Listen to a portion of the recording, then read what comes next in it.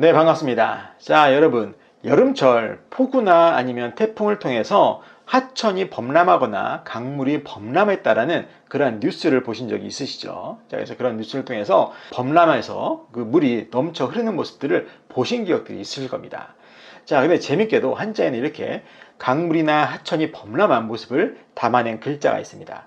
바로 이번 시간에 공부할 쓸어버리다 탕 또는 방탕하다 탕이라는 글자인데요. 자, 그럼 이 글자를 공부하면서 그렇게 물이 넘쳐나는 것을, 범람하는 것을 어떻게 표현했는지 한번 살펴보도록 하겠습니다.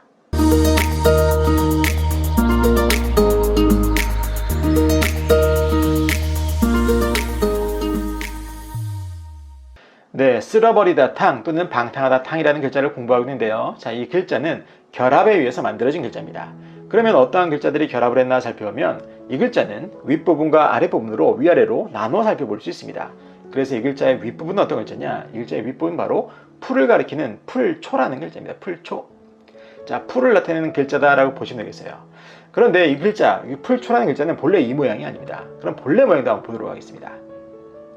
자, 이것이 바로 풀초라는 글자의 본래 모양인데 이 본래 모양의 풀초가 다른 글자와 결합을 하면서 새로운 글자의 윗부분에 위치하게 되면 바로 그 모양이 오늘 배우는 글자의 윗부분처럼 이렇게 십자가 두 개를 결합해 놓은 듯한 그러한 모양으로 변하기도 하고 아니면 십자가 두 개를 딱 떨어뜨려 놓은 듯한 그런 모양으로 바뀌기도 해요.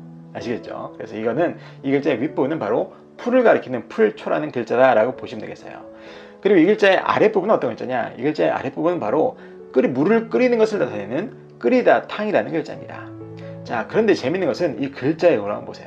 제가 끓이다 탕이라고 했으니까 그 의미 탕 아니겠습니까? 돌아와서 오늘 배우는 글자의 음도 한번 보세요. 오늘 배우는 글자는 쓸어버리다 탕 또는 방탕하다 탕이니까 그 의미 탕입니다. 그래서 오늘 배우는 글자의 의미인 이 탕이라는 음은 바로 이 글자의 아랫부분에 있는 끓이다 탕이라는 글자에서부터 왔다라고 여러분들이 생각하시면 되겠습니다. 그렇기 때문에 오늘 배우는 글자의 속성을 형성 글자라고 하는 겁니다. 자, 그래서 오늘 배우는 글자를 정확하게 이해하기 위해서는 바로 이 글자의 아랫부분에 있는 끓이다 탕이라는 글자를 정확하게 알고 계셔야 되는데요. 자, 그러면 이 끓이다 탕이라는 글자는 제가 지난 시간에 설명을 했기 때문에 그 영상을 못 보신 분들은 제가 위에 링크를 걸어 드릴 테니까 그 영상을 보시고 이 글자를 공부하신다면 많은 도움이 될 거라 생각이 듭니다. 자, 그래서 결국엔 오늘 배우는 글자인 쓸어버리다 탕 또는 방탕하다 탕이라는 글자는 풀을 가리키는 풀초라는 글자와 그리고 끓이다 탕, 물을 끓이는 것을 나타내는 끓이다 탕이라는 글자가 결합을 해서 만들어낸 글자다라고 보시면 되는 겁니다. 즉, 풀과 끓이다가 결합해서 쓸어버리다 또는 방탕하다의 뜻의 글자가 된 거예요. 풀과 끓이다가 결합해서 쓸어버리다, 방탕하다.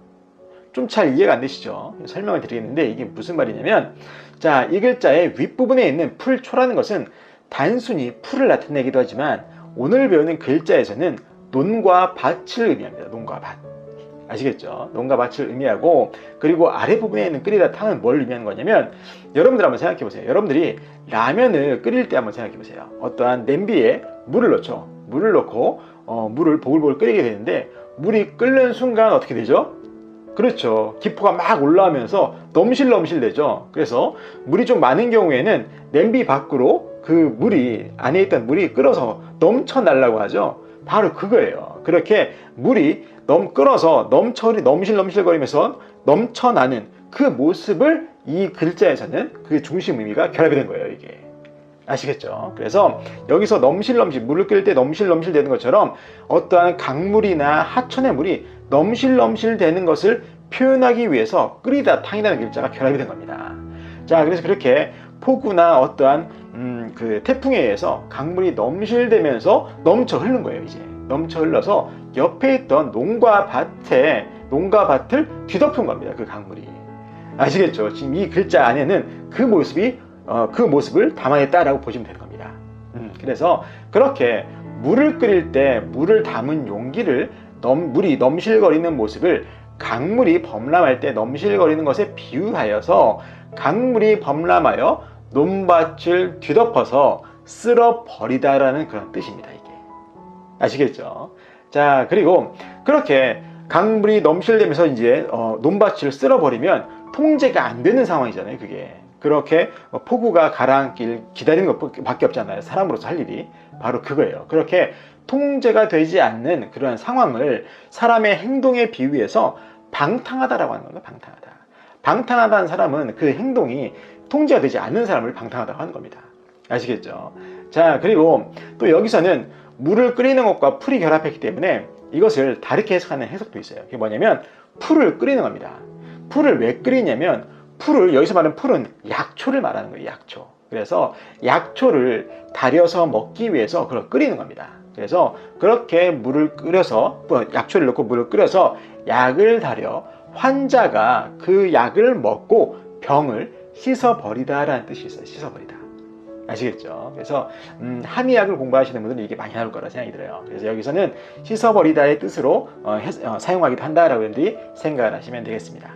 자, 그래서 여러분들이 평소에 이렇게 강물이 넘실거리면서 범람했다라는 그런 뉴스를 접하시거나 아니면 여러분들이 라면을 끓이시면서 끓는 물이 막 넘실넘실 거리는 그런 모습을 보실 때마다 이 쓸어버리다 탕 또는 방탕하다 탕이라는 글자를 연상을 하시면 아주 쉽게 바지가 될 거라 생각이 듭니다.